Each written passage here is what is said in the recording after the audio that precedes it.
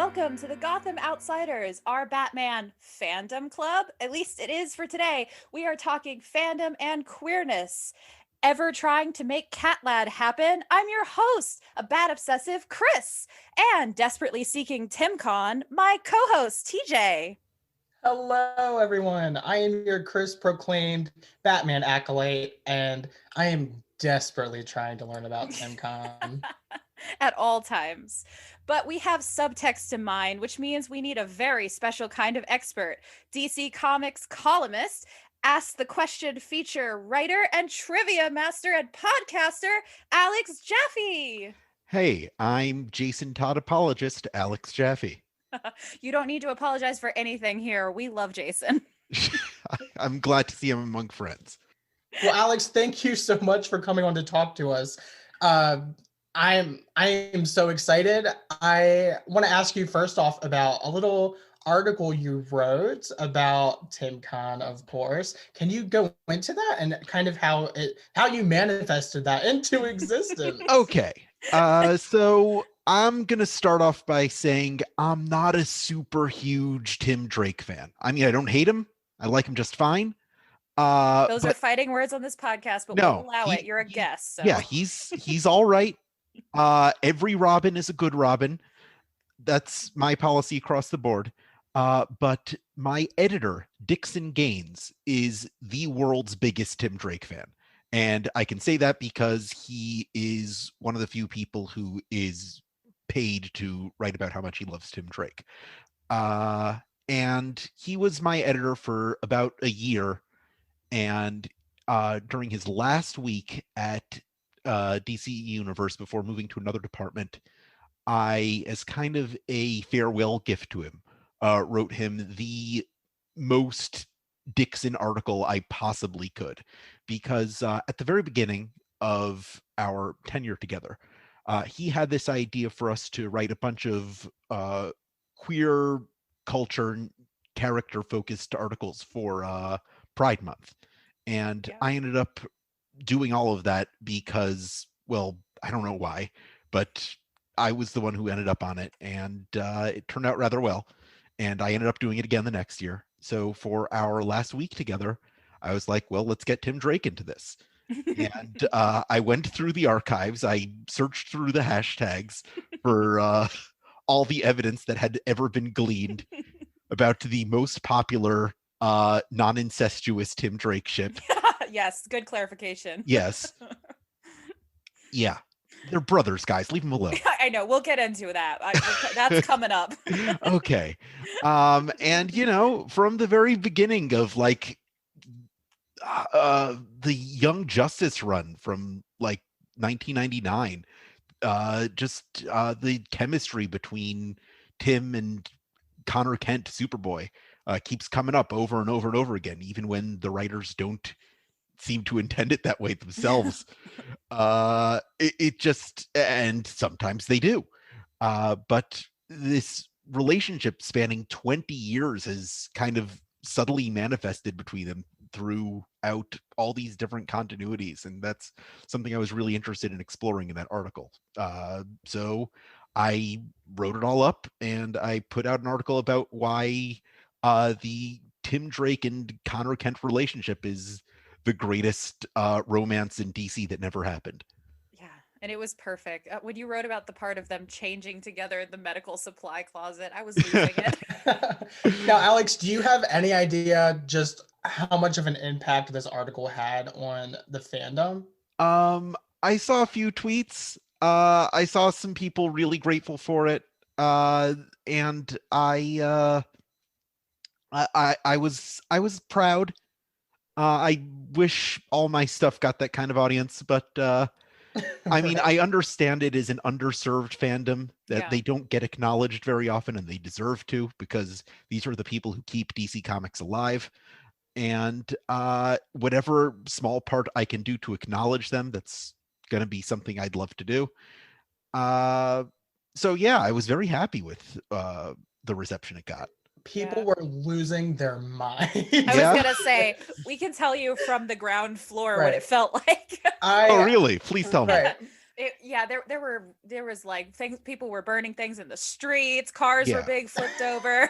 I understand Hey I may be now. the first person to We get just left checks from Warner 2020. Brothers who even acknowledged that this was a thing.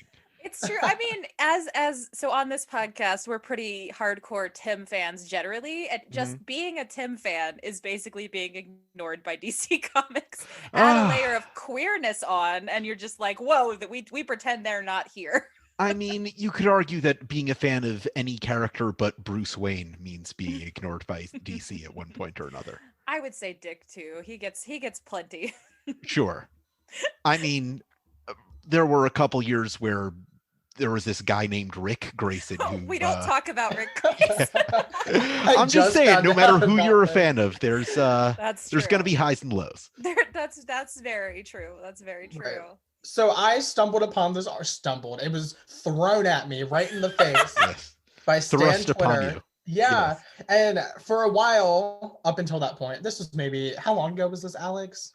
It was I don't know, August, September. I don't remember. Okay. I do remember when I shared it online, I wrote, I still can't believe they let me write this either. It was July. I have the article right July. Oh here. wow. Oh, good. Someone's prepared. It's not me. Thank you. But yeah, people were just freaking out because there's probably a small but very vocal part of the fandom that is just convinced that these two have had a romance in the past, or like we're on the verge of having a romance, and for that to be acknowledged was a huge deal. And like you said, how you got away with it, I don't think anyone knows, but I'm so glad it did. And your article put me on the path to finally look into this fictional relationship, and I have just read the Young Justice book that you mentioned earlier, and Sure. You made a convert out of TJ, is what he's saying. yes. So basically, I'm telling you just how much of an impact your article had on me, and I'm not even that big of a TimKon fan. Well, look, Young Justice is the best Tim Drake material you're going to find that isn't written by a hardcore radicalized Republican. So, yeah, if you're going to be a Tim Drake fan, that's where you want to start. Yeah. I loved it. I mean, so much of the Young Justice TV show came from that first volume. Oh, yeah. Like the name for starters. Right? Can we talk about how they did Tim dirty in that show, but okay. Yeah. Look, they have a lot of characters to juggle in Young Justice. They are building a universe. They gave his entire personality to Dick, and it I'll never recover. Yeah. Yep. We realized this a few episodes back. It's like, wait a minute. Young Justice Dick is just Tim. Right. Well, I mean, I'm old enough to remember when the new Batman Adventures Tim was just Jason. But yeah, Alex, you had told me via DM on Twitter that when I approached you about coming on, I was like, hey, I'm looking to get educated about TimKon, and I loved your article. Would you want to come on? And your response was something along the lines of, sure, but I don't really ship them. Yeah, it's not my ship. What is your ship, out of curiosity? What is my ship? Well, I am an asexual DC fan, so I don't do a lot of ships. I just screamed, but I held it in so the mic wouldn't burst out, because I'm also an asexual DC fan. So. Yeah. Sometimes I find the romance a little distracting. I feel when it's shoehorned in, I can tell because it's something that I'm not looking for. Yeah. But when it works, it works. But shipping is not really something I am into. What I'm more into is connection, world building, connections between characters and how they interact with the universe itself. That's why I'm a Question fan. I call my column Ask the Question because that's the character I've identified with for most of my life, because he's about finding the connections between things. I've always been more about the world building and mystery side than I have been about the romance, but I understand that shipping is a huge part of the fandom, and that's something that I engage in when called upon. When called upon to ship. Yes, when I see the signal flash in the sky. What would the ship signal look like? Okay, it would just be a backslash mark. What it would be. Backslash in the sky. Exactly. Well, since you brought this up, and because I've been bursting at the seams to talk about it, is Bruce Wayne asexual? Well, I know for a fact that when I was a kid watching Batman the Animated Series on TV, anytime he would get kissy with Catwoman or something, I would be pretty turned off by that. Yeah. Like, you're losing track of your mission, Bruce. Yeah. But he is always someone who has been kind of he's so hung up in his own mission and his kind of inner demons that he doesn't really figure that he's worthy of love or deserves it. And I don't think that's the same thing as being asexual. Like, to me, the core Batman scene is the movie Batman Mask of the Phantasm, Yeah. where he's just crying at his parents' grave because he realizes he has strong feelings for this just regular woman, and he just racked with guilt because he doesn't feel like he deserves to be happy. And I feel like there's a long distance between proud asexuality and knowing who you are and what your needs are, and just repression, which is what Bruce Wayne is in the middle of for most of his life. That's fair. I think there are certain writers that, like, we just read was it Tom King's one that we read, TJ, where he literally is like dancing with this gorgeous woman and nearly drops her because of the bat signal. Do you remember this? I think that was Right. Court of Owls. It was Court. Oh, you're right. That was Court of Owls. We were reading that, and I was like, yeah. To me, I think he is a closeted, even to himself, asexual. That's just like, no, I love Gotham and the mission. And me, as somebody who didn't realize my asexuality until deep into my 20s, I'm like, I know those excuses. I've Yeah. seen that before. I mean, that's a valid reading for sure. But I think Bruce is there's an argument to be made that Bruce is kind of haunted by the visage of his mother.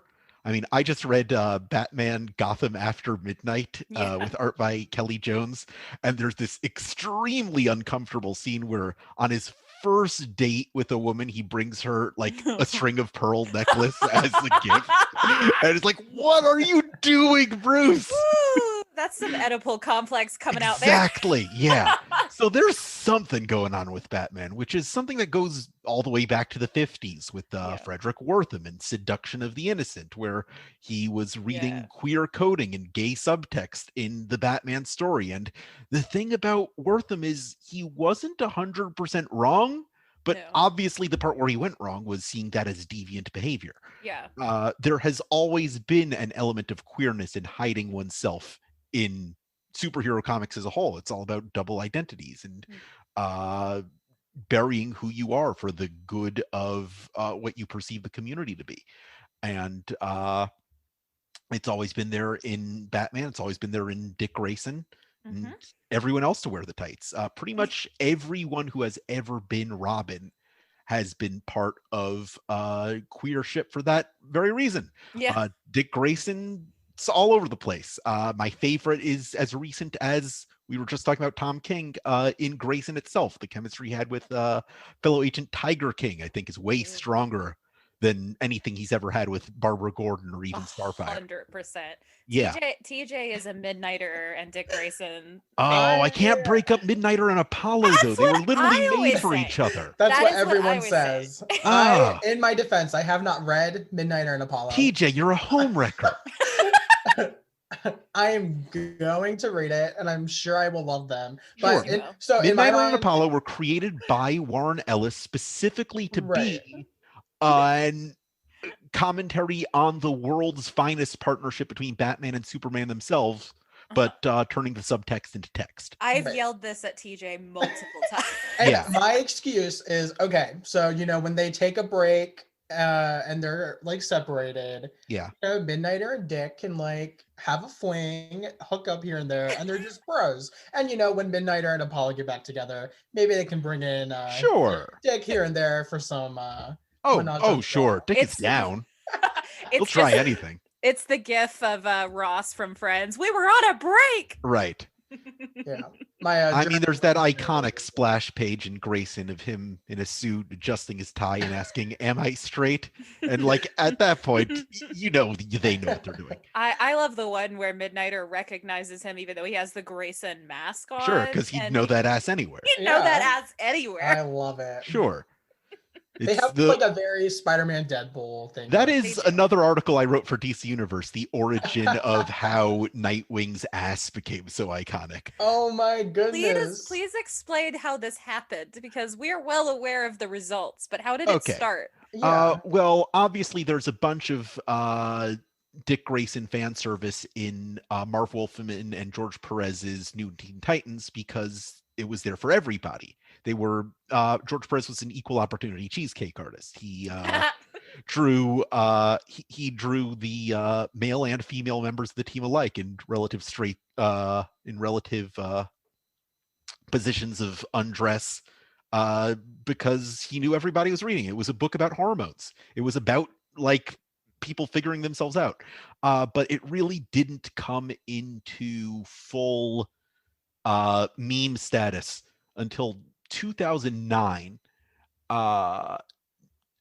Nicholas Scott and Gail Simone were working on Secret Six, and there was a scene where Gail Simone has always had kind of a raunchy sense of humor. Mm-hmm.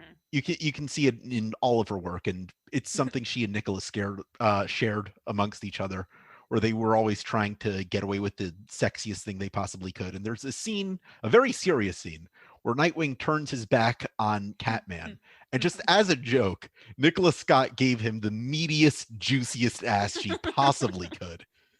And ever since then, like every artist and writer has taken it upon themselves to be like, that's the ass. That's the one. Yeah. What Yes. Power Girl is to breasts, from now on, Nightwing will be to butts. And it is. And stuck. such it has remained. Many things have changed over the many reboots, but that ass cannot quit. Oh, no. You can't retcon that ass. You can't retcon that ass. All right. It doesn't stop at Dick Grayson.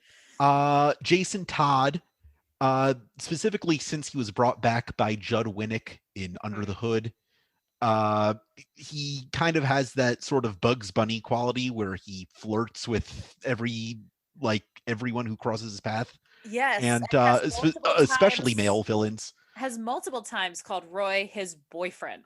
Oh, sure. Panel. Yeah, I mean, what he's got, I mean, I think even Lobdell himself will admit that Jason has stronger chemistry with Roy than any of the female co-stars throughout that series. I mean, he's ostensibly paired with this like flight attendant lady. Oh, yeah. But Yeah. like, can you even tell me what her name is? No. Exactly. I'm not going to tell you what her name is because does it matter? She was a beard, 100%. The core relationship of that series was Jason and Roy. Yeah. And yeah, absolutely. That's the strongest queer ship you can get over there. I mean, the highlights of that whole series were what happens between the two of them. Yeah. But even going back as far as his resurrection, that's been a constant feature of the character. Mhm. And, you know, right now until quite recently, John Kent and Damian Wayne was a pretty popular ship. So Yeah. like, I mean, let's not forget Stephanie Brown. She and Cass have an incredible chemistry amongst each other. 100%. I don't see it as romantic myself, but it's definitely a valid reading. I wouldn't discredit it. I think if any member of the Bat family is asexual, I think it's Cassandra Cain. I think so too. That makes sense to me. Yeah, because she's all about an ideology. And she's certainly capable of love, but it's not something I think she would equate with physicality. Mhm. So I kind of see if there is an ace member of the Bat family, and there has to be, Yes. there must be one. We will make it so. You know, there's only one canonical. No, there are two canonical asexual characters in DC Universe. There's goddamn Rorschach, who turns it into a unhealthy two-dimensional cartoon that, oh, if you're asexual, there must be something wrong with you, which is Yeah. absolute. Can I curse on this? Please. It's absolute bullshit. Yes. I am not happy with that at all. Mm-mm. But it's subtext in Alan Moore's story. But Yeah. Alan Moore's relationship with sexuality is something that is Messy. it's Messy. messy. It's Yeah. messy. And there's Tremor, who is a character in Gail Simone's The Movement, Yes. who she can make earthquakes, and she showed up for like 12 issues, and that's about it. Yeah. The end. Yeah. Wow. Yeah. So It's yeah, pretty invisible in right. DC fandom and all other fandoms too. To be fair. Exactly. Like, I mean, there's a weird thing about asexuality in that, like, we're not oppressed. Nobody's taking away our rights because we're not asking for any. There's not like we're not asking to to marry anyone. We're not Right. that we can't. We're not asking to be like, all we're asking for is to be acknowledged that we exist and that we're not Yeah. crazy. Yeah. Yes. 100%. Now, if there was one member of the Bat family that, like, let's say DC was like, all right, pick one. We can confirm one. Which one do you think is the most likely to be, like, a queer character? To be a queer character? I mean, Dick Grayson, obviously. I think Dick Grayson is the queerest member of the Bat family because Really? he has chemistry with everybody. He will try absolutely everything. He is a textbook pansexual. See, I would have gone with Jason. I think it's stronger on the page there. Mm. See, I haven't read enough with Dick to know him well enough. The thing about Dick is that every writer of Dick Grayson has a different spin on his romance and his sexuality. 100%, yeah. And Jason Todd, it's hard to say that about because he's been written by the same guy for the last 9 years. This And is fair. yeah. Consistency And does we're going to help. have to see what other writers do with him. Yeah. But if anyone is going to make Dick canon queer, Tom Taylor has a Nightwing run coming up. He's very good with that type of representation, and he just had a quote saying something about, the world really needs a hero that stands with underrepresented groups right now. And I'm like, Tom Taylor, give us what we the want. stuff Tom Taylor has done for the Harley and Ivy fandom is pretty amazing. Yes. I mean, we already have our queer member of the Bat family. It's Kate Kane, right? Yes, Kate Oh Kane. yeah, of course. How could I forget about her? Right? Yeah, and Harper Row. And Harper Can't forget Row. Harper Row. DC Well, there you go. Comics forgets Harper Row, but we can't. We don't Sure. need any more. We're satisfied. No, Now. Harper, we'll see Harper again. She's James Tynan's favorite. Yeah, She'll I come love back. Harper Row. Yeah. We are Harper Row stands on the show whenever she appears in the background of a faraway comic. I feel like Dick is a good pick for like who has the most likely to be queer, but like I don't know. I mean, obviously, I'm really pushing for Tim. Yeah. Sure. For reasons related to the TimKon that I'm educating myself on. Yeah. I mean, But, Tim and Steph are a pretty cute couple, but it can be argued that in storylines where they appear, Steph is relegated to the role of Tim's girlfriend, and she's more than that. Yeah. So it would be better for the character, perhaps, to break them apart. Hey, I'm just saying polyamory is on the table. Just Sure. I've seen fan art of Tim and Steph and Cassandra Cain because Damian Scott, it's no secret, he wanted Tim and Cass to end up together. And that's not something that I saw happening. No, gosh, no. Yeah. That's something that never materialized for many reasons. Goodness. Let's not talk about 1 year later, please. But we should get into no TPs here in a minute because there's some big ones.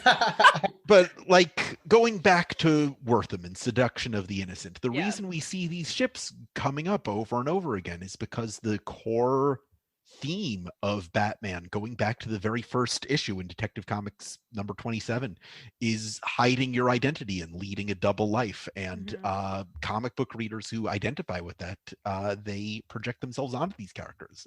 100%. I mean, we just talked about projecting asexuality onto Batman. That's itself a totally valid way to read the character. It's a way I did it for years myself. Yeah. Right. I am just now reckoning with the fact that the Question probably isn't asexual, which was a heartbreaking thing to admit to myself. But when you go back and read all the stuff Denny put into the character, and Denny didn't create the Question, but he is the most important person to write him. There's just so much repressed sexuality there, Yeah. and you can't ignore his history with Huntress. There's definitely a sexual thing between them, but there's a part of growing up in fandom where you have to recognize that you may like a character without them being exactly who you are. Right. Yeah. And that's what fan Unfortunately. fiction's for. Exactly. Right. I will say Stephanie Brown is like maybe confirmed bisexual. Oh yeah? I think Yeah, Bendis yes. had a very throwaway line in his most recent Young Justice run. It might even be like the Oh, first. with the Zatanna, yeah. Yeah. Yeah. It's I very mean, much but like everybody wink. loves Zatanna. She's magic. Zatanna just transcends Yeah, sexual exactly. orientation. Right. So, for those people that want to read into it, to them, they're like, oh, No. confirmed. She's No If they're- woman is 100% straight around Zatanna. Yes. There's that famous panel in Tynan's Detective Comics run where she's out there fighting bad guys, and Batwoman says, "I want to marry her," and Cassandra Cain just agrees, "Yes." Yes, I love it. Yeah. I love it. No woman is 100% straight around Zatanna. No. That is amazing. That is going to be the quote of the episode. That's it. So let's transition to your no TPs. I'm getting the effect that you might have a few. Yeah. The Bat family is a family. Yeah. I feel like it's belittling of the idea of adopted families and foster brothers and sisters when you hook the Robins up with each other. 100%. It's weird and it's creepy, and it's weird and creepy when the Flash does it with Barry Allen and They sure do pretend suddenly, that didn't happen. my whole life foster sister Iris. They sure do pretend that didn't happen now in the show, don't they? Like most of that show is Joe going, "Why don't you hook up with your sister, Barry? You gotta hook up with her. It's real Please, creepy. son, marry my daughter." I don't know if you've watched Umbrella Academy, but they had a very similar problem in season 1, which they decided to just completely axe in season 2, and we were all grateful. Yeah, I'm sure. The Gotham Knights video game coming out did Mhm. something where they were reposting fan art, and they Yeah. posted a Dick Jason fan art where they're like holding hands or something. It was obviously romantic. They didn't realize when they posted it, but the fandom lost their minds. Like, Right. this is disgusting. They like harassed them until they took it down. Oh, that's gross. Don't Yeah. harass people. Don't harass people. Right. I think the biggest one in the fandom is Jason Tim, I believe, from what I've seen on Really? AO3. That I didn't know. It's pretty. I might be I wrong. get it. People It's that will whole correct us, enemies but- into lovers thing. Right. I've Because only there's recently. just so much animosity that he has for Tim when he shows up for being the one who replaced him. Right. So I could see people transforming that passion into something else. But Apparently they do. It's pretty popular. Yeah. It's like shockingly popular to the point he has in fandom. He has a nickname for Tim that is Baby Bird, which, by the way, it sounds very familial to me. Not romantic, but okay. yeah, But I've heard it so many Jason's times. kind of like Sawyer in Lost. He nicknames Yes. everybody. But it's not canon, apparently. I've No. just learned. I thought it was canon because I've heard it so many times. I was like, I don't know, it's in a comic somewhere. No, it's entirely a fanon thing. I love it. I am very close friends with a lot of people who write Jason Todd fan fiction. Yeah.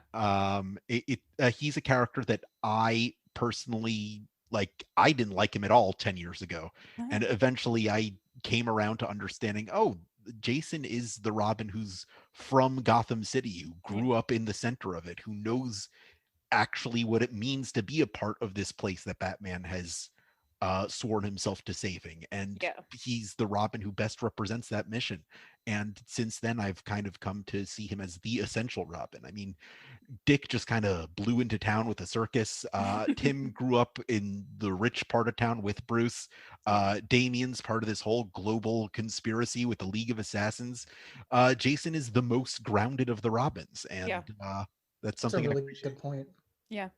I feel like if again, my question of like pick one. I feel like once we pick one Robin to be by like canonically, then Yeah. in my mind for some reason there's like this. Well, that's it. None of the others can be. Why though? I know, Why and I'm stop like, there? no, I want The- them all. The answer to why is because you're used to that, right? We Right. get one. Right. They give us one. And As long as we're having a thought experiment, why deprive yourself? Feast.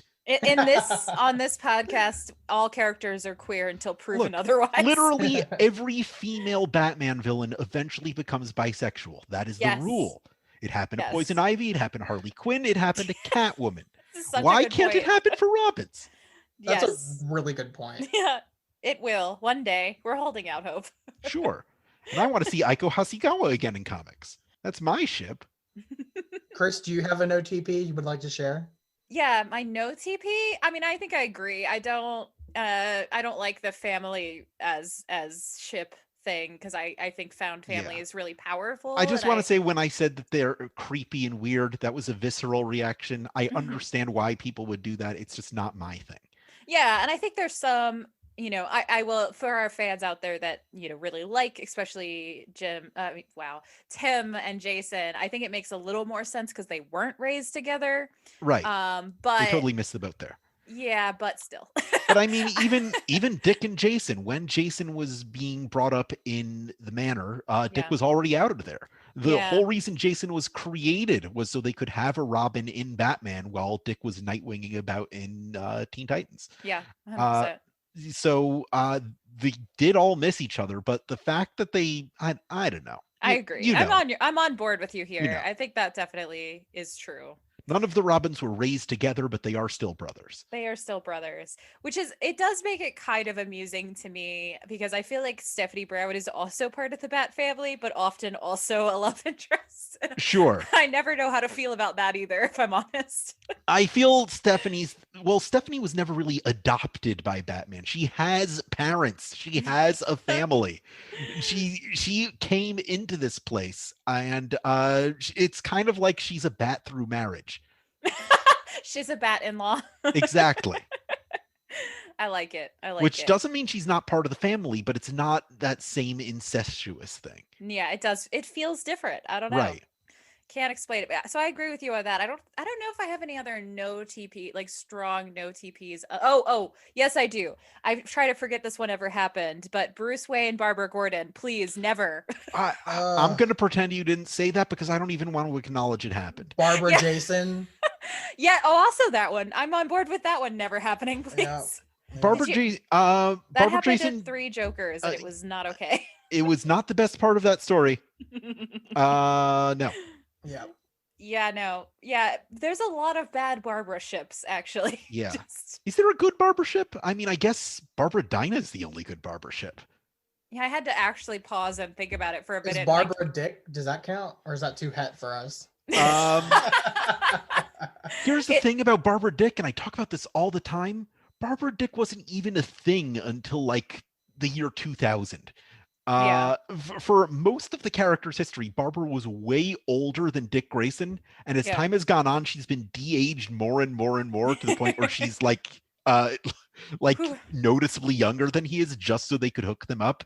And it feels kind of slimy because she had all of this character progression that's been erased in the name of making her kissy with Dick. And now, do you think that was that because of the animated series? That they regressed her? Yeah, because weren't they hooking up in that show? No. No, Bruce Timm is actually a big fan of Barbara and Batman. Yeah. That explains a lot. Yeah. TJ, you'll get there. TJ's watching through the animated series right now. You'll get there. It's a major plot point in Batman Beyond that they hooked up. The first time Barbara and Dick actually hook up in canon is while she's Oracle in Birds of Prey. I think it was issue number 6, where he takes her on that date where he binds up her legs and goes on the trapeze with her.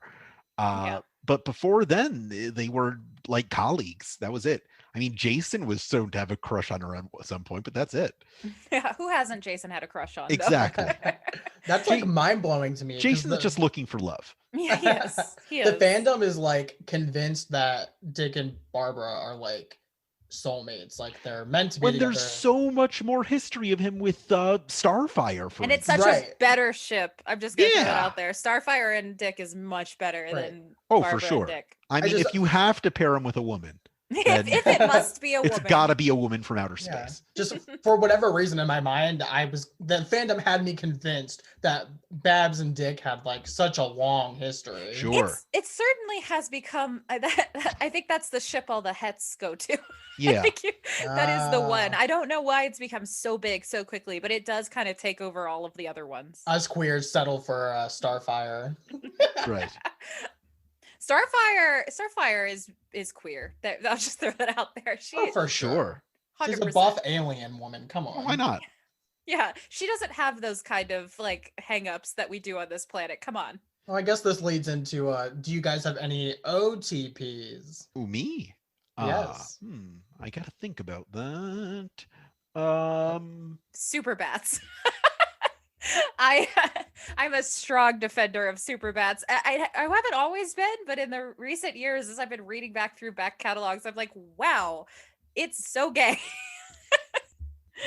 But that's interesting to me because you're a super bat chipper, but you also see Batman as asexual. Yeah, so I am a full believer that Batman is ace, but biromantic.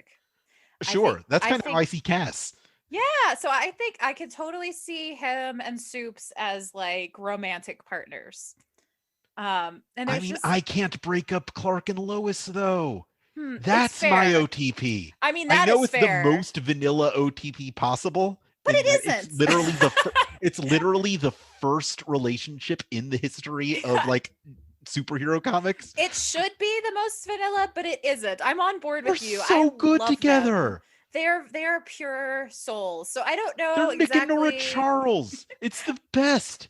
I don't disagree. I think I exist in a world where multiple ships are possible in All my right. head. And Sure. I think there's just when I mean, we if read, Batman can be going through a crisis in Gotham City at the same time that he's saving Right.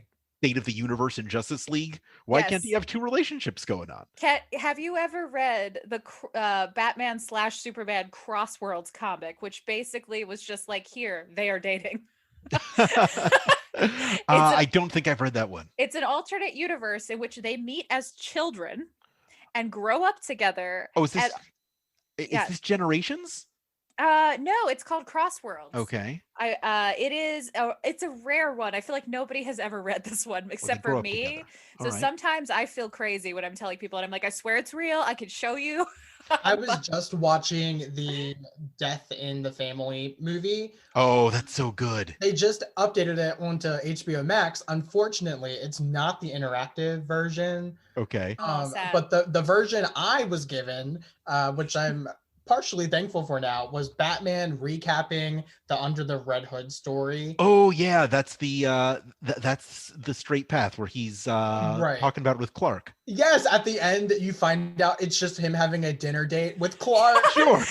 Out of nowhere, TJ sends me a message and he's like, it ends with a date. Yeah, I mean, it- that was one of so my favorite funny. scenes in Batman: The Brave and the Bold, where we find Yes. out that Bruce, Clark, and Diana just kind of go out on dates together. And this happens a couple times in Young Justice, the show as well, where Yeah. they'll go out and talk about Sure. co-parenting together. Well, is because like they're adorable. the only people who really understand each other. Exactly. Uh, See? right. I mean, you could have a friendship without it being romantic, man. I don't know what to tell you. I don't disagree. I don't disagree. I just think there's enough evidence. Sure, there is enough evidence.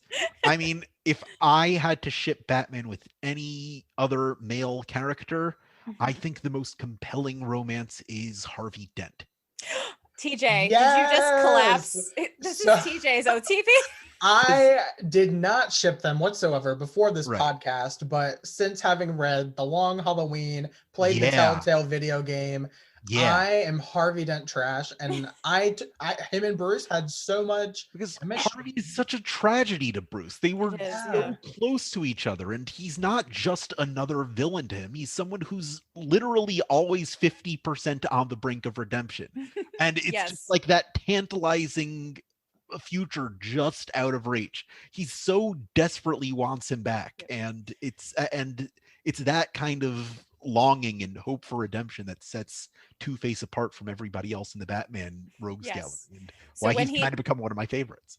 so when he says I believe in Harvey Dent, what he means is I love you. Right. He believes in Harvey Dent. He wants to be in Harvey Dent. Okay. Okay. Too far. TJ is our allosexual of the show. So All right. Did you watch the Harley Quinn TV show? Oh, I love the Harley Quinn TV show. so Yes. good. Oh, it has no business being that good. It really Like, doesn't. I watched that show and I'm like, how dare you be this good? I Where know. do you get off? Now, how did you feel about the Harley and Ivy portrayal? I mean, it's about time. Yes. Yeah. It just feels, it just, we've been teased for so long about it. Like, maybe that, like, you see a kiss on the forehead here and Yeah. like some like playful flirting there. It's like, just do it already. And all credit where it's due to Tom Taylor for finally like getting the two together like as much as he possibly could. Yeah. I mean, spoilers for Injustice Year Zero, but they get married. Yeah. It was so sweet. I Yeah. went out of my way just to read that issue. Sure. And now, what's your opinion on the Joker as a queer character and his relationship with Batman? Bad. Painting Joker as a queer character is demonization and vilification of queer people, and Yeah. it's something that has a long history in all across all media of like gay coding villains because you're supposed to associate homosexuality as a deviancy. Yeah. And I buy that the Joker is obsessed with Batman just as an ideal, but anytime any romantic subtext is drawn between them, whether it's unrequited or not, it's just kind of slimy. Right. Yeah. And this was something that came up. We've read Grant Morrison's Arkham Asylum, and Yeah. they portray Joker as just very queer there. Yeah. And everything you just said is something we brought up in that episode, but we Yeah. weren't sure exactly how we felt about it. I mean, Grant Morrison recently came out as queer himself. Yeah. Themselves. Yeah. Sorry. Okay. But yeah, that's something that shows up in a lot of their work, and I think it's something that Morrison themselves has been reckoning with for a while, and Yeah. maybe that would be different if they wrote it again today. Yeah. Yeah, I think I 100% agree with you. I think the only time I've seen it done well, and we end up talking about this all the time, is the Telltale video game. But Yes. Okay, Yes. right? Yes, there it works. There it's There good. it works. We Because- just got done talking to Kent Needle, who directed the game, and Oh man, brilliant. I'm what a not a great joke. series. I'm not a Joker fan at all most of the time. And I thought it was just because I didn't like the character, and I've come to realize, thanks to Telltale, it's that I don't like the way the character is used most of Right. the time. But when I played that game, I was like, oh, this Joker. Now this Joker I'm here for. Well, the magic of the Joker, and that's something that Grant Morrison talked about too, is how every time he shows up, he's different. Yeah. There is room in the mass kaleidoscope of Joker representations for there to be good Jokers and bad Jokers. Yeah. And I mean, Joker's great in The Dark Knight. There's no denying that. Oh no. Um, Definitely. Yeah. I love Mark Hamill as the Joker. Who Yes. doesn't? Cesar Romero as the Joker has his own charm in the 60s Batman series, which, by the way, if you haven't watched, if you've written it off as a campy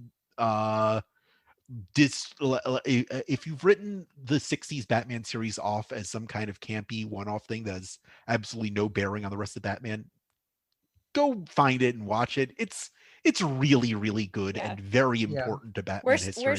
we're strong apologists for that show on Yeah. here. So we Yeah. love it. We It's just just read a- The Cape like- Crusade by Glenn Weldon. Really, really Oh, got yeah. into it. Love Yeah. that book. Yes. hmm And yeah, you can watch the whole show for free on Roku. Yeah, Go come watch on. I like last year I just binged all the Burgess Meredith episodes and had a great time. Yes. No, I don't hear you saying Joaquin Phoenix's Joker. Do you have thoughts on that one? I'm not going to talk about it. Yeah. I'm not going to talk. I mean, it That made is $1 billion. $1 billion can't be wrong. Can't it? Let's name other times billions of dollars you've been wrong. No. Fair point. Yeah, we're not big fans. We're not fans. We went to see it together in theaters, and it was a trying time. I enjoy it on like an artistic level, but beyond that, I don't think we need. I was just talking about this on my own podcast, insert credit, about video games. Mhm. Hosted with Tim Rogers, Brandon Sheffield, and Frank Cifaldi. I brought up the topic of John Carpenter's Joker Year of the Villain, a one-shot from last year, which is legitimately the best Joker comic I have ever read. And if you haven't read it, I highly recommend seeking it out, because it's all about the dichotomy between actual mental illness and comic book mental illness. Oh, I love And it's just like this master of the horror genre being like, yeah, I'll write a Batman story, and just turning out one of the best Batman stories I've ever read is kind of great. That sounds amazing. And what was the title one more time? Joker Year of the Villain. It Huh. was a tie-in to 2019's Year of the Villain event, except you don't need to know anything about Year of the Villain to appreciate it. Alex, what's your favorite article you've written for DC Universe? Ooh, my favorite article that I have written. The 1 year anniversary of my column, for my 52nd edition, I answered 52 questions, and I just kind of Ooh. descended into madness because people were throwing me the absolute hardest things they could think of. And it was like, one question I got was like, who are all the public domain characters who are canon to the DC universe? Ooh. And I went through that. But yeah, what I really love doing is interacting with fans. I love doing things that directly serve their needs, which is why I'm so proud of this Tim Drake and Connor Kent article, because that was clearly something people needed to see, and I was happy to provide that. Well, we appreciate your work. You're definitely out there doing Yeah. the good work for the fandom. Mm-hmm. Now, do Thank you you. actually think TimKon will ever be canon? No. I appreciate your honesty. We feel that way too, pretty much. I mean, Yeah. I mean, it should, but no. maybe, I don't know, maybe one day there'll be a hostile queer takeover of DC Comics. Maybe. We'll see. As we take it over like pirates and raise a rainbow flag above it. Look, my one request is, when that happens, get Impulse in there. Just throw him in there. I'll do Just it. put him in the cuddle puddle. The puppy pile of characters. Sure. Will do. And now, Alex, we have a question we ask everyone that comes on our podcast. Oh, yes. If you could tell one story with no limits about Batman or Bat Family, any member of that group, what would it look like? Or if you didn't want to write it, what does that perfect story to you look like? Here's the thing about me and Batman. I have come to the point where Batman himself kind of bores me. I find Batman's family way more interesting.